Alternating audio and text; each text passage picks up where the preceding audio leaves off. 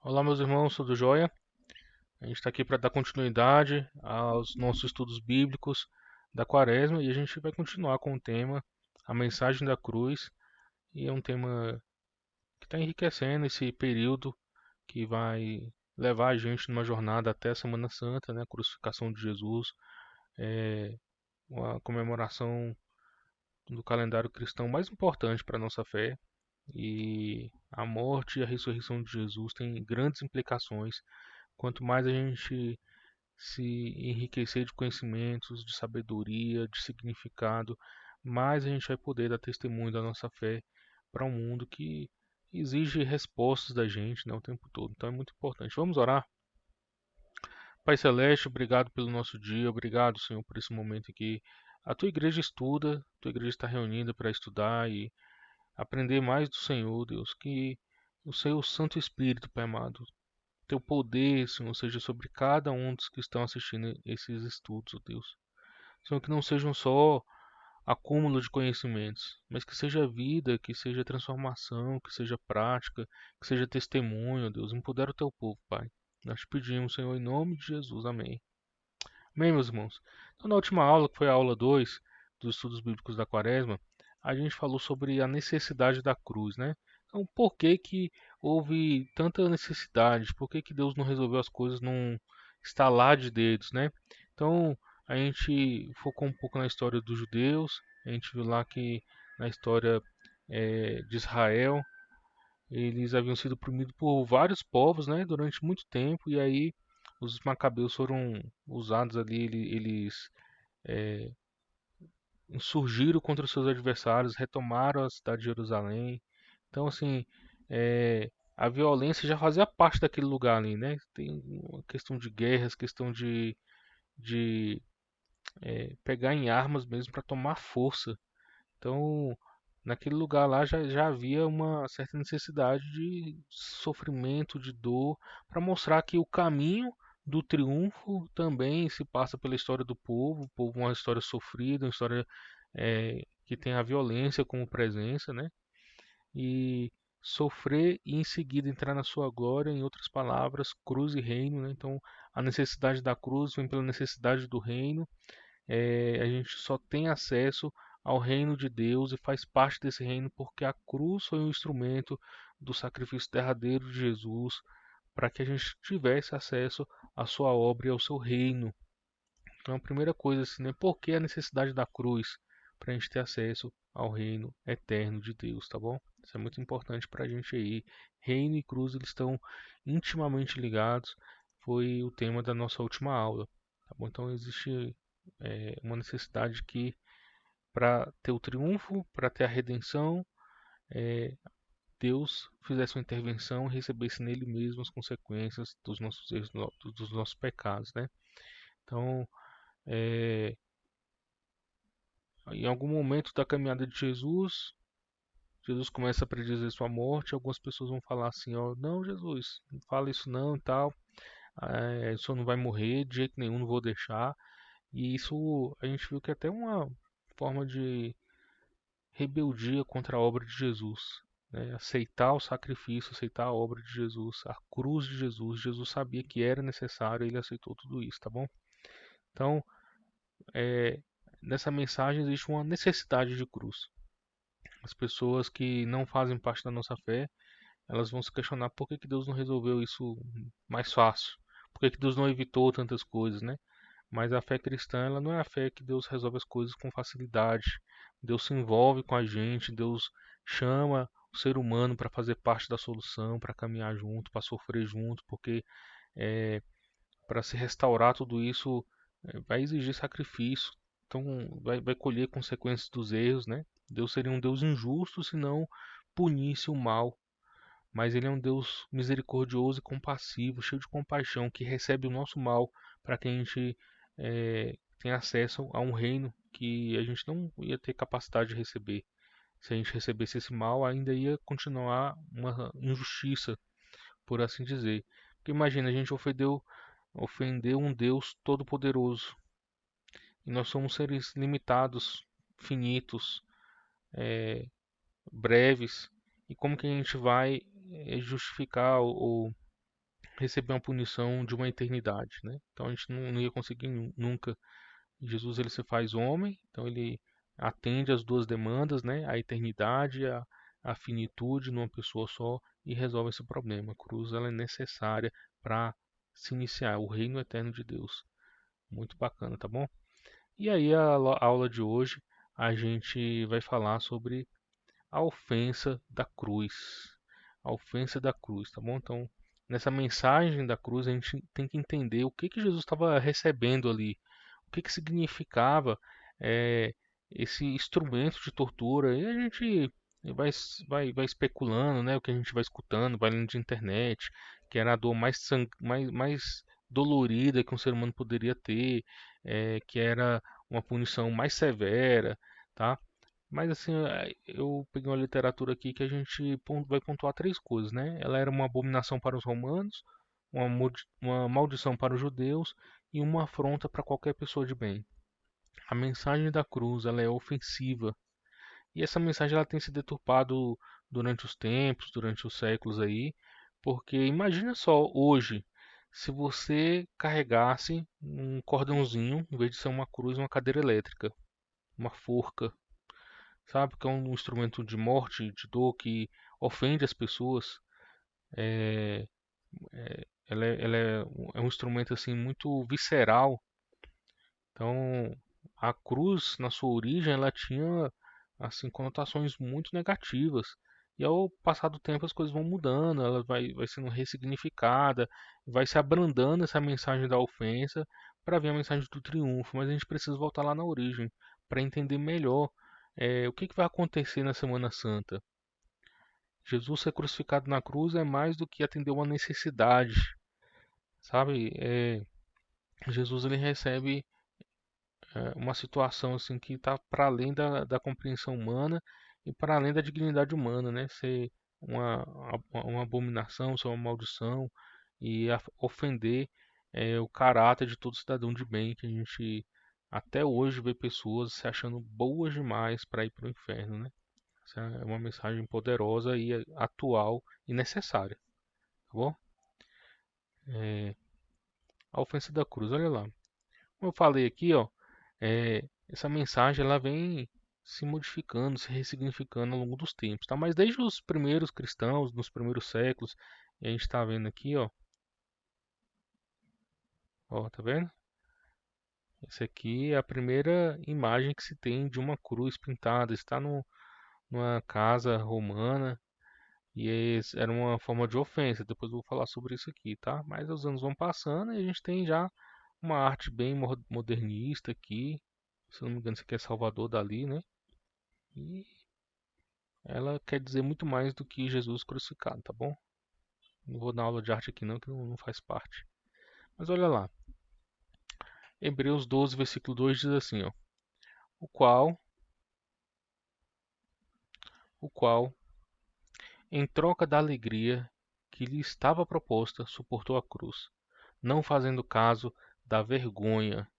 Então, assumir a cruz não era só o sofrimento da dor física, tá, gente? A cruz, ela era um motivo de vergonha mesmo assim, de humilhação, de falta de dignidade.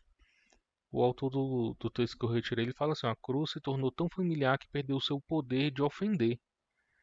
Ela não é mais ofensiva aos cristãos porque eles estão acostumados a vê-la, a falar sobre ela, a ouvir dela e cantar sobre ela o tempo todo.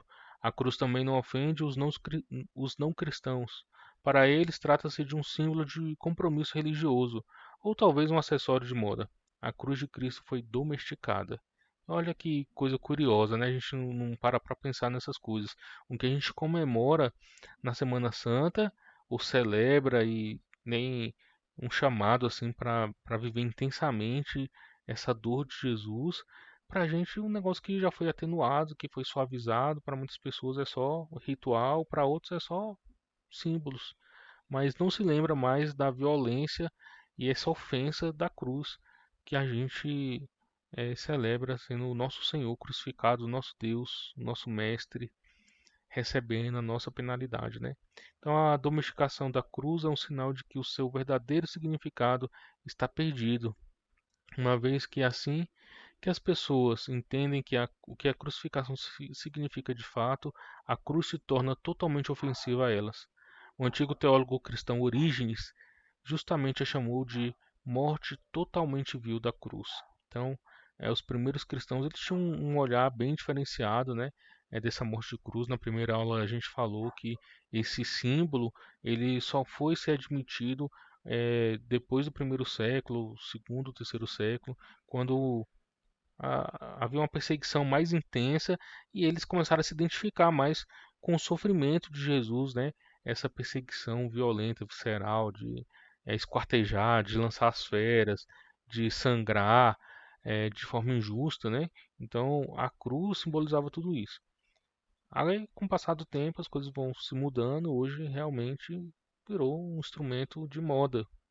Você vai ver, por exemplo, cantores, artistas da música pop, da cultura pop aí, fazendo um clipe de música que só fala de prostituição, devassidão, e ele tá lá com um acessório, uma cruz pendurada no peito, né? Então, assim, chega a ser desrespeitoso para a nossa fé, né? E a gente vai ver também os movimentos sociais que estão confrontando a fé cristã e os costumes ortodoxos, conservadores, carnaval, onde, né, Jesus é um travesti, alguém pega um crucifixo e começa a utilizar como um instrumento de sexo. Assim, é desrespeitoso com a nossa fé, mas talvez a gente tenha uma parcela de culpa de não lembrar a origem dessa mensagem da cruz. Ninguém pegaria hoje assim, uma cadeira elétrica para fazer uma palhaçada, né? Seria ofensivo. Mas a cruz, com o tempo, ela foi domesticada e isso é o sinal de que o significado foi perdido, tá bom? Então, a cruz ela é uma abominação para os romanos e parece que era assim, né? Quando a gente vê os filmes, quando a gente vai escutar as histórias, parece que os romanos eles só iam lá e puniam as pessoas com a cruz e aquilo lá era só um escárnio, seria só uma maneira bem severa de punir os presos, né, os seus adversários que eram selecionados para prisão ali, tá bom? Mas para os romanos a cruz era uma abominação. Para eles, ela era um meio brutal de execução. Era a cadeira elétrica ou a injeção letal do mundo antigo, e o corredor da morte não é nenhum lugar para sentimentalismo. A gente costuma dizer que o ser humano ele não sabe lidar com morte, tá? Assim, isso é uma coisa séria. Quando a gente vê assim, por exemplo, coisa simples, tá? Sem ser violência. Você pega pessoas que lidam com defuntos. É, aquele ambiente da morte ali, muitas pessoas não conseguiriam nem chegar perto, desmaiariam, ficariam loucas, mas com o tempo aquilo lá vai banalizando a vida, vai banalizando esse momento difícil, né, da vida, e aí, quando pensa que não, as pessoas estão até se desumanizando. Tem um filme que eu gosto muito de um policial que ele era um carcereiro que ficava com os presos no corredor da morte, e aí ele ficava os últimos dias do preso, acompanhava o preso até a execução e ele via esses presos sendo enforcados como parte da pena de execução, acho que, se eu não me engano, na Inglaterra. Esse cara ele começou a ficar louco, teve um surto e matou algumas pessoas. E ele diz que depois não lembra de nada. E aí, quando vai fazer a terapia com ele, tudo tem a ver com esses sintomas de que, mesmo ele sendo um profissional, uma pessoa que está só acompanhando, está realizando a justiça, esse ambiente, essas dinâmicas de morte, ela mexe muito com o ser humano, mexe com as pessoas. A gente vai ver policiais que, quando, por exemplo, num conflito, mata alguém, mesmo sendo uma pessoa culpada, assim, né? No primeiro instante é um ato de bravura e heroísmo, mas depois pesa o fato de ter tirado uma vida. Eu já conheci policiais desse jeito, tá? Não estou dizendo que é todo policial, não, mas existe essa dinâmica, assim, tá? Vamos lá. Ela estava associada à tortura, à hemorragia, à nudez e à agonia. Então não era só ir lá estender a pessoa e matar, ela era torturada a pessoa, ela era exposta à nudez, à vergonha pública, né? E ela morria aos poucos por causa da hemorragia, o sangramento ou asfixia também, tá bom? Não surpreendentemente, a crucificação tinha como alvo criminosos, e mesmo assim só criminosos obstinados. F. F. Bruce, o grande estudioso do Novo Testamento, escreveu: Morrer por meio da crucificação era descer até as mais baixas profundidades da desgraça. Era um castigo reservado para aqueles que eram julgados como os que menos mereciam viver, um castigo para aqueles que eram subhumanos. A cruz era para os assassinos e os rebeldes, contato, contanto também que eles fossem escravos ou estrangeiros. Então, um cidadão romano ele não era crucificado, né? Assim, como parte dessa pena. É, a cruz ela era reservada só para os piores malfeitores, para aqueles mais perigosos, para aqueles que tinham cometido um crime mais hediondo. É, eu falei aqui, né, para cidadãos romanos, não vou ter certeza não, tá? Eu falei aqui, mas eu acho que não é bem certeza assim não. Mas o cidadão romano ele tinha um julgamento diferenciado, pelo menos, né?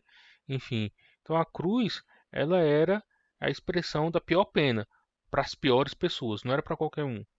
O Império Romano não chegava só executando, né? Acontecia uma insurgência, pegavam uma parte da população que começou aquela rebelião e crucificava para dar o exemplo, expor a vergonha, matar aos poucos para humilhar e ridicularizar os seus adversários. Um romano ele não tinha como hábito e como banalidade crucificar.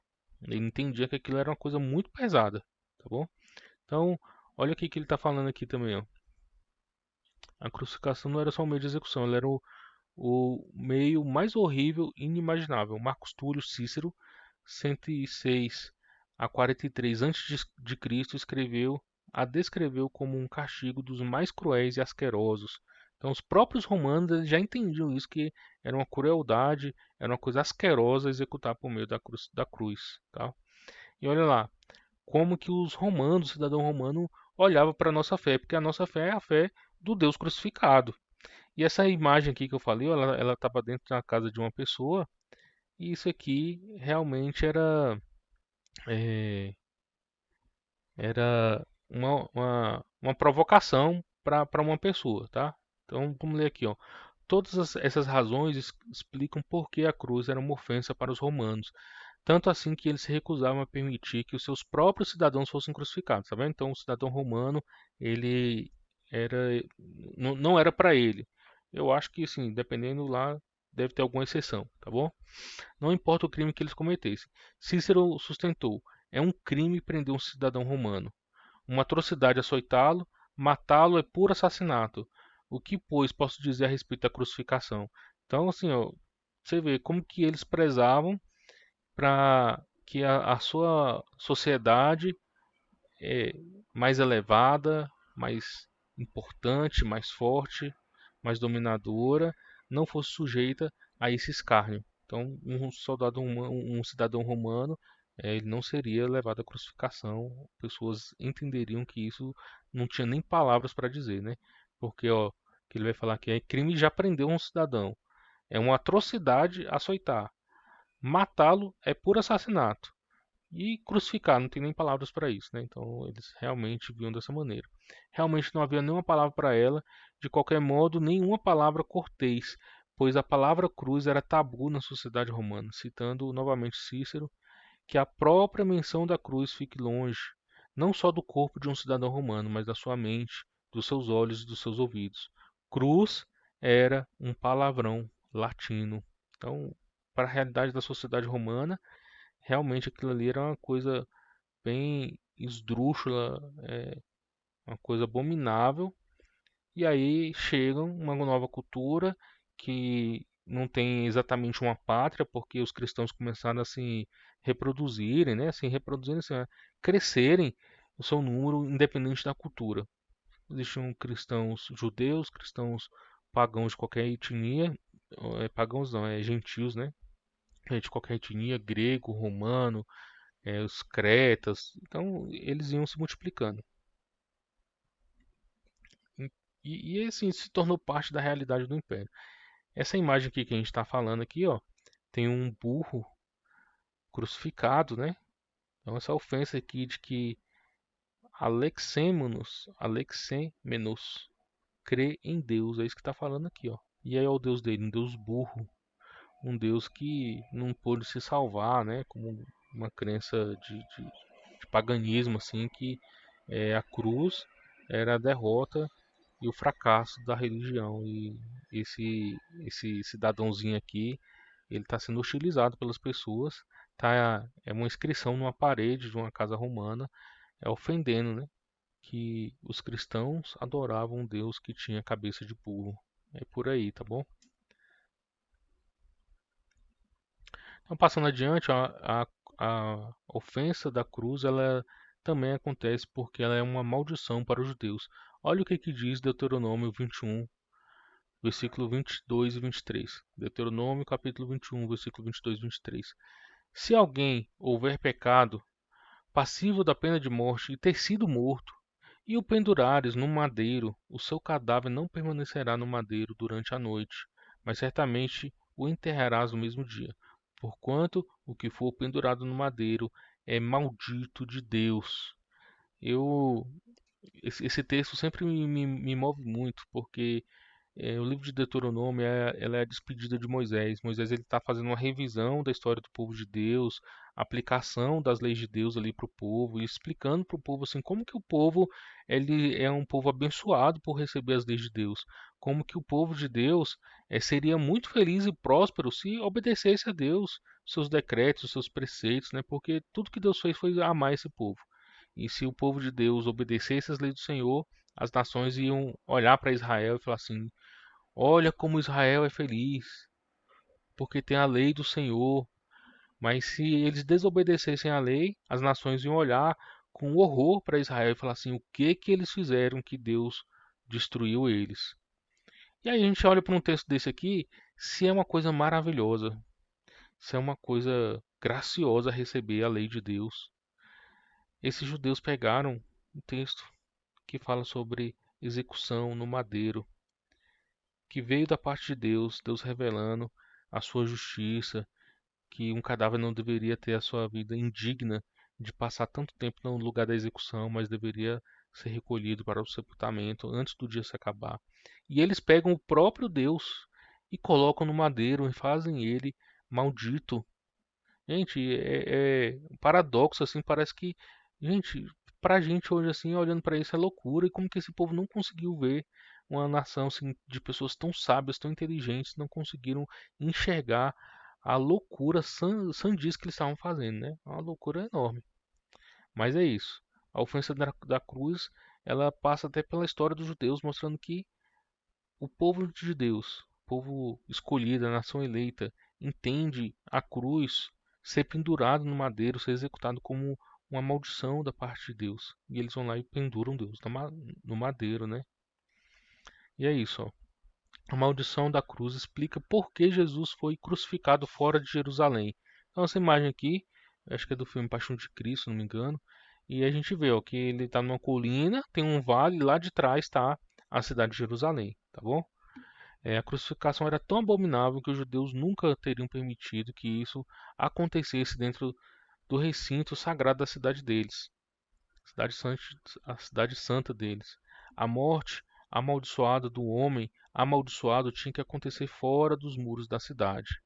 Então, o Gólgota era essa colina, né? Gólgota caveira, tinha uma semelhança de caveira naquela colina, um lugar reservado para execução pública, e é uma execução amaldiçoada, de uma pessoa amaldiçoada, e a cidade é a cidade santa, a cidade pura, né? E eles estavam ali às portas da Páscoa, então haviam todos aqueles rituais de purificação, porque enfim eles iam celebrar Deus, o libertador da nação.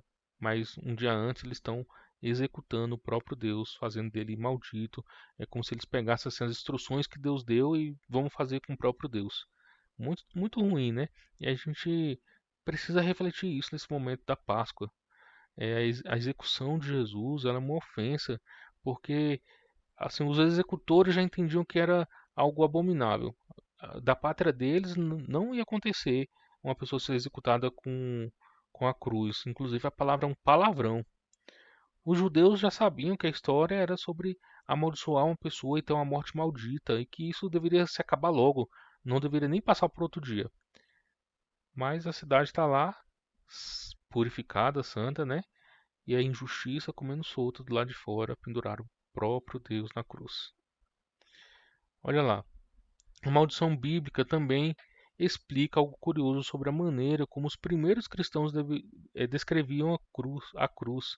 Eles se referiam frequentemente a ela como madeiro. Por exemplo, quando o apóstolo Paulo pregou aos líderes de Jerusalém, ele disse: O Deus de nossos pais ressuscitou a Jesus, a quem vós matastes pendurando-o no madeiro. Está lá em Atos 5, versículo 30. Ele disse a mesma coisa quando viajou para Cesareia e falou com um soldado romano chamado Cornélio. Nós somos testemunhas de tudo que ele, Jesus, fez na terra dos judeus e em Jerusalém, o qual também tiraram a vida, pendurando no madeiro. Então, essas referências, né, madeiro, no Novo Testamento, está ligando essa situação do Antigo Testamento de Deuteronômio. Jesus, ele foi amaldiçoado com a morte amaldiçoada pelos judeus, sabendo que o que eles estavam fazendo era uma coisa maldita. O apóstolo Paulo descreveu a crucificação da mesma maneira. Ele foi à sinagoga em Antioquia, da Pisídia, e testemunhou: pois os que habitavam em Jerusalém e as suas autoridades, não conhecendo Jesus nem os ensinos dos profetas, que se lêem todos os sábados, quando o condenaram, cumpriram as profecias, e embora não achassem nenhuma causa de morte, pediram a Pilatos que ele fosse morto, depois de cumprirem tudo o que a respeito dele estava escrito, tirando do madeiro, puseram-no em um túmulo. Então, o apóstolo Paulo está descrevendo essa história toda, né? Lá no livro dos Atos, quando ele está em viagem missionária em Antioquia, chega na sinagoga e vai falar assim, ó, as autoridades lá em Jerusalém, mesmo lendo todo sábado, vez após vez, em seus rituais, é, sabendo o que estava acontecendo ali, conhecendo os textos, mas sem se debruçar e ter uma revelação divina, fizeram tal coisa. Colocaram Jesus no madeiro. Depois tiraram do madeiro e colocaram no túmulo. Ok? O curioso sobre essas declarações é que elas falam de um madeiro em vez de uma cruz. Ambos os termos são apropriados, mas chamar a cruz de madeiro serve como um lembrete da maldição do Antigo Testamento. Então, no Novo Testamento, quando os apóstolos estão falando sobre o madeiro, como Jesus foi executado, como Jesus foi morto e pendurado, eles estão fazendo um link com a história lá de Deuteronômio, mostrando que os judeus estão executando Deus com as leis de Deus de uma forma maldita, amaldiçoando o próprio Deus. Uma coisa terrível, né? Por que os primeiros cristãos chamavam a atenção para o fato de que Jesus morreu num madeiro? Os primeiros cristãos não tinham vergonha de deixar todos saberem que Jesus tinha sido morto, tinha morrido numa cruz amaldiçoada. Eles entenderam que ao ser crucificado, ele tinha tomado sobre si a maldição de Deus contra o pecado deles. O apóstolo Pedro falou da seguinte maneira: carregando ele mesmo em seu corpo sobre o madeiro os nossos pecados. Está lá em 1 Pedro, capítulo 2, versículo 24. A razão pela qual Jesus teve uma morte amaldiçoada na cruz era para sofrer a maldição que nós merecemos pelo nosso pecado. A própria ideia é ofensiva aos ouvidos de um judeu. Na realidade, numa conversa antiga entre Justino, o cristão, e Trifo, o judeu, Trifo se recusou a acreditar que o Messias de Deus possivelmente pudesse ter morrido no madeiro. E aí ele diz: porém, quanto a Cristo ter sido crucificado tão vergonhosamente, sobre isso estamos em dúvida, pois qualquer pessoa crucificada é dita na lei como estando sob maldição, de modo que eu sou sumamente incrédulo a esse respeito. Então, olha só, crucificaram Jesus de forma maldita, uma morte que na própria lei revela a maldição de Deus, porque não se reconhecia e não se acreditava que Jesus era o Messias enviado de Deus. Mesmo assim, as profecias do Antigo Testamento vão apontar que o Messias seria o Messias sofredor, o Messias que seria entregue à morte. Os judeus da época de Jesus não conseguiram encontrar assim, uma revelação de Deus, uma razão pelo qual Jesus seria o Messias enviado de Deus. E aí fizeram toda essa situação, penduraram Jesus e a cruz é essa ofensa que os judeus submeteram o próprio Deus que revelou as Escrituras para eles. A ofensa da cruz está ligada à maldição no madeiro do Antigo Testamento. O apóstolo Paulo tornou essa conexão explícita quando escreveu: Cristo nos resgatou da maldição da lei, fazendo-se ele próprio maldição em nosso lugar, porque está escrito: Maldito todo aquele que for pendurado no madeiro. Gálatas capítulo 3, versículo 13. E aí também, o terceiro ponto do nosso estudo hoje é que a cruz, ela é uma afronta a qualquer pessoa de bem. A cruz era uma abominação aos romanos, uma maldição para os judeus, e até este dia ela permanece ofensiva a todos que pensam de si mesmo como uma pessoa boa. A gente voltar os nossos olhos para a origem da nossa fé, das primeiras comunidades, qual são o pensamento e a visão deles, a concepção sobre a cruz é importante. Muito importante, principalmente nos nossos dias hoje, onde a cruz perdeu seu significado e passou a ser um objeto de decoração, de moda, de estilo. A cruz ela é uma ofensa para cada uma das pessoas que se acham a si próprias como pessoas boas. Não tem gente boa demais. Esse é o Philip Hayek, é autor do livro Coração da Cruz, tá bom? Uma afronta a qualquer pessoa de bem. A maioria das pessoas tem uma opinião bastante elevada a respeito de si próprias. Nisso, elas se baseiam na sua própria opinião quanto à moral, elas geralmente falam a verdade, normalmente elas cumprem um dia de trabalho honesto, elas sempre tratam bem os animais. É verdade que elas podem ter algumas falhas secundárias, mas em geral são pessoas boas. Quanto ao valor, suas virtudes de longe excedem aos seus vícios. Certamente elas são boas o bastante para entrarem no céu. Elas talvez não sejam santas, mas de uma maneira ou de outra poderão passar apertadas pelos portões perolados. O que é ofensivo sobre a cruz é que ela contradiz totalmente essa linha de argumento.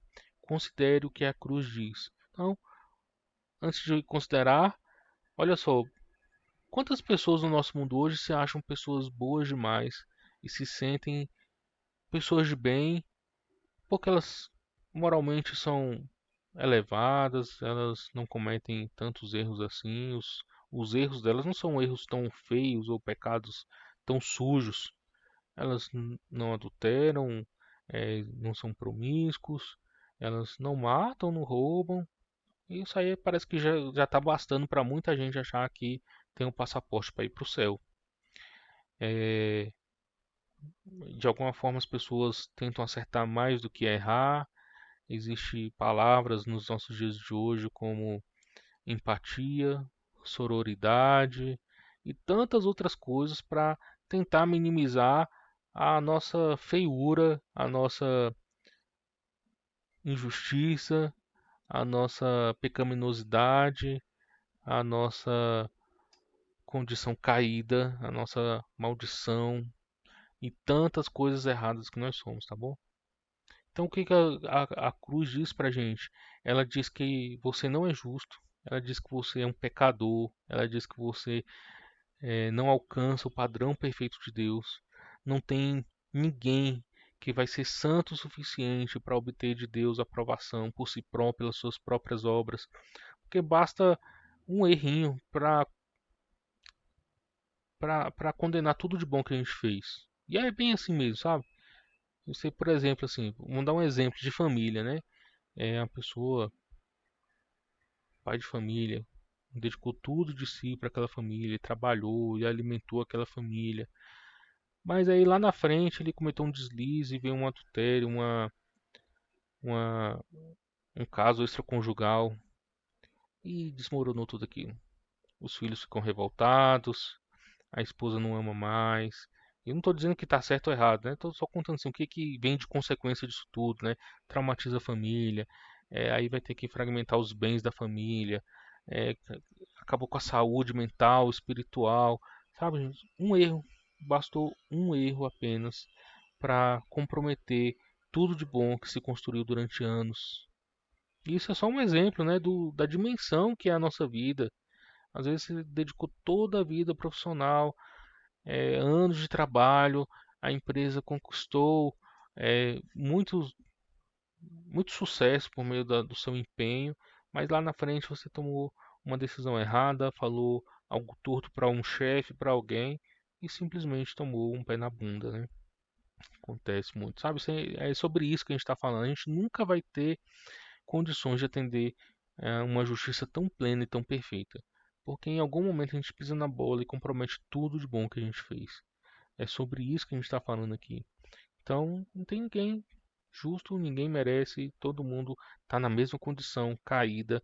Nós somos escravos do pecado até que Deus venha e faça a nossa libertação. Existe um divórcio para ser feito entre nós e o pecado e a morte, porque sem Jesus nós somos seres amaldiçoados, né? Capazes de pegar a revelação de Deus e pendurar o próprio Deus na revelação dele, né? Então a cruz também diz que você é impotente, diz que você não pode entrar no céu em virtude da sua própria folha corrida. Já pensou se a gente tivesse que apresentar um currículo lá no céu e a gente tivesse que apresentar uma análise SWOT, né? Pontos fracos e pontos fortes, oportunidades e ameaças. O que que o céu ganharia com a minha presença lá? E quais são as ameaças que eu ofereço para aquele lugar? Gente, eu não tinha ninguém para entrar não. Seja honesto com você mesmo. A gente é impotente. A gente não quer conseguir atingir um padrão tão elevado assim. E por fim, a cruz diz que você está sem esperança. A cruz de Cristo mostra que o pecado merece a ira e a maldição de Deus. Como a gente falou aqui no começo, as pessoas vão questionar muitas vezes, né? Por que que Deus não resolveu de uma forma mais fácil? E eu, na outra aula, até falei, né? No cinema a gente vê os Vingadores, onde Thanos vai lá e resolve o problema do universo com um estalar de dedos. E não resolve, só piora. Pelo contrário, né? Só piora. É... Deus é um Deus que ele se envolve para resolver as coisas. E faz parte dessa resolução Deus punir o mal, Deus punir a injustiça, porque senão Deus se torna um Deus injusto. A justiça de Deus exige atitude contra o que está errado e contra o que foi profanado, contra o que é mal. E assim, gente, de uma forma jurídica, né? Existem outras formas de a gente poder analisar tudo isso, mas de uma forma jurídica, é, a ofensa que foi feita contra Deus é muito grande, a gente nunca seria capaz de cumprir isso. Não tem esperança para nós. Se Cristo não viesse mostrar tudo isso, a gente estaria em maus lençóis. E se Deus não requeresse essa conta, ele seria um Deus injusto.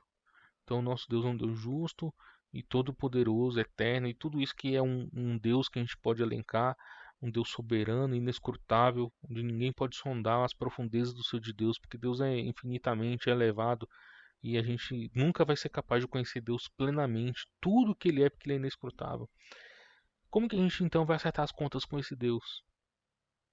É preciso um ser humano que é Deus para poder assumir as duas partes. Como ser humano, ele recebe a punição e como Deus, ele atende essa demanda jurídica de receber a justiça, de receber a punição, uma punição adequada que atenda à eternidade e às qualidades desse Deus Todo-Poderoso, tá bom? Opa. Meus irmãos, por fim, olha só a situação de Jesus na cruz. Jesus é levado no madeiro e ele vai falar lá em João: ninguém pode tomar minha vida, eu mesmo a dou. Ele se entregou, é ele que se oferece, ele faz a oferta por nós, por amor, né? E a atitude dele na cruz é o desprezo pelo que ele tem na cruz. Tudo isso de pior que a cruz representa, tudo isso que é de mais abominável, de indigno, de humilhante que a cruz representa, Jesus só falou: é só isso. Eu recebo, eu vou superar isso. Isso aí não é nada diante da obra que vai ser feita, diante das conquistas que vão ser ganhadas. O que Jesus conquistou na cruz excede toda essa problemática, toda essa humilhação, toda essa maldição, tudo de pior que a humanidade representa e todo o aprofundamento da ira de Deus.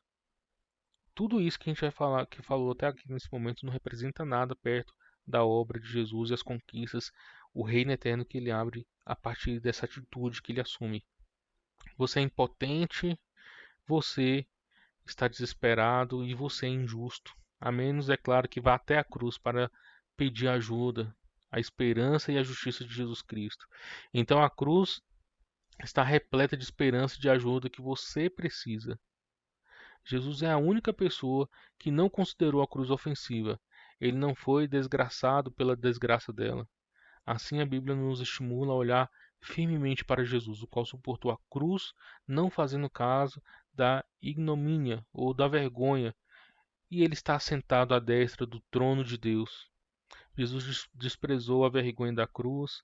Ele tinha ouvido que ela era uma abominação para os romanos. Ele sabia que ela era uma maldição para os judeus e até mesmo para o Deus, o Pai. Ele reconheceu que ela era uma afronta a todos os que querem seguir para o céu com base nos seus próprios méritos. Contudo, não importa quão ofensiva a cruz possa ser para os outros, Jesus desprezou a vergonha dela e permitiu que ela caísse sobre ele mesmo em prol do nosso benefício eterno, não permitindo que essa vergonha o fizesse desistir de realizar a expiação. Isso explica o fato notável de que a cruz tenha sobrevivido. Como um emblema tão ofensivo poderia persistir pelos séculos? Como pôde um símbolo tão desprezado pelos romanos, amaldiçoado pelos judeus e desprezado por todas as pessoas de bem passar de um milênio para o outro?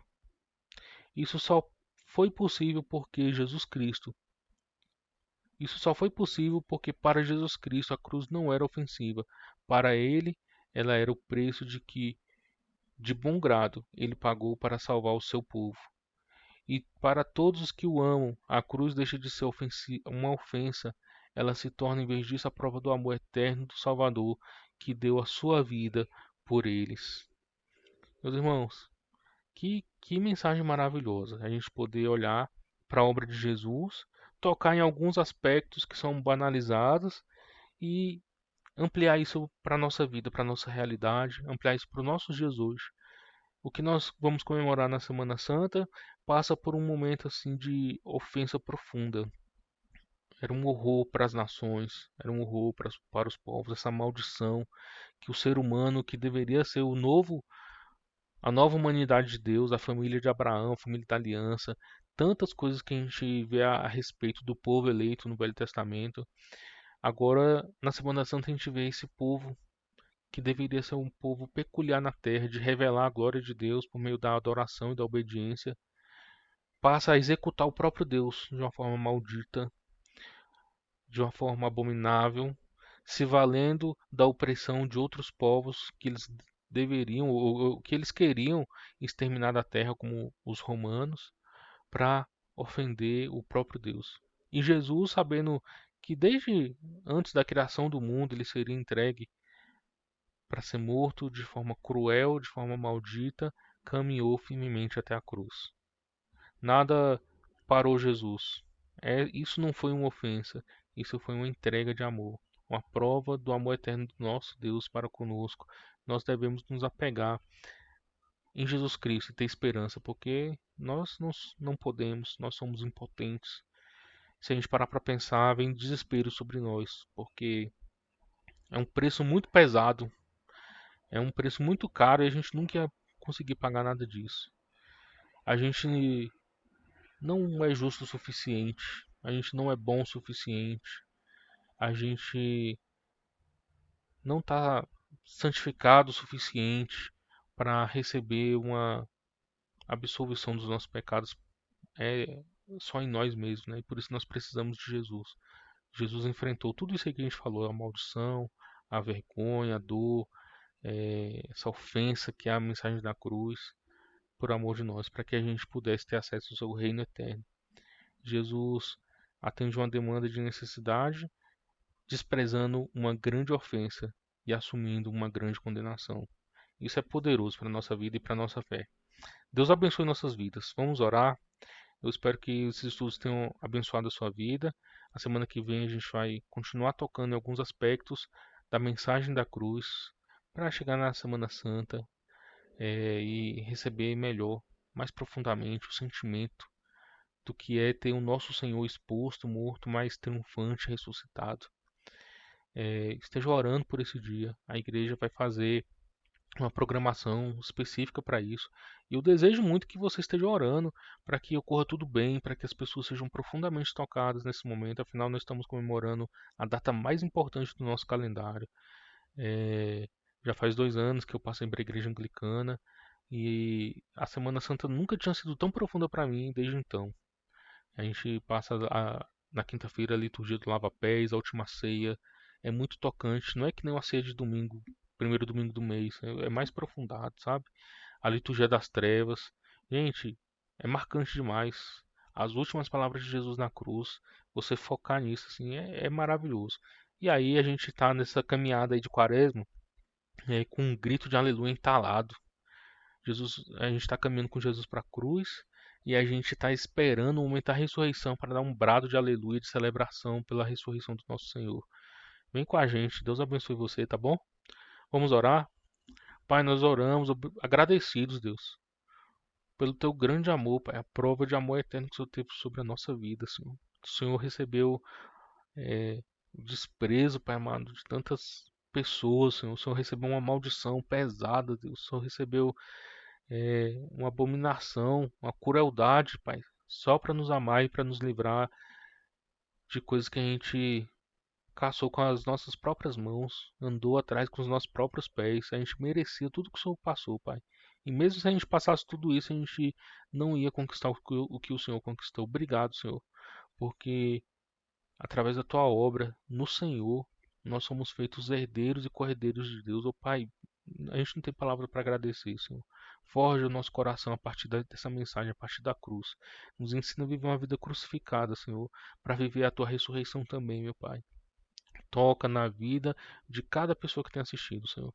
E nós oramos, ó Pai amado, para que essa jornada da quaresma nos ensine, nos amadureça, nos torne pessoas melhores, não no sentido de merecimento, mas de reconhecer quem nós somos no Senhor. Pai, de fazer a nossa vida um testemunho do teu poder salvador, da tua graça salvadora. Pai, em nome de Jesus, eu oro também, Senhor, pela nossa programação da Semana Santa, pelas pessoas envolvidas na programação, Deus, pelas pessoas que vão estar é, empenhadas em criar a liturgia, as decorações, os cânticos, as palavras. Eu oro também por cada pessoa que vai receber essa mensagem, Senhor. Deus traz as pessoas para receber tudo isso e ser tocado pelo Senhor e ter a vida transformada, Senhor. Olha, Pai amado, para cada centro da nossa igreja que está vazio, Senhor. Tem lugar para as tuas ovelhas que estão afastadas do Senhor. Nós oramos para que o Senhor resgate, Pai amado, por meio da mensagem da cruz, essa ofensa, Deus, que o Senhor recebeu no seu corpo e na sua carne. Pessoas sejam tocadas e tenham vida e se orgulhem, Pai amado, e se regozijem de todas as suas conquistas na cruz do Calvário. Obrigado, meu Deus, nós oramos em nome de Jesus. Amém. Amém, meu povo. Deus abençoe cada um. É um prazer estar com vocês e até a próxima semana. Até mais.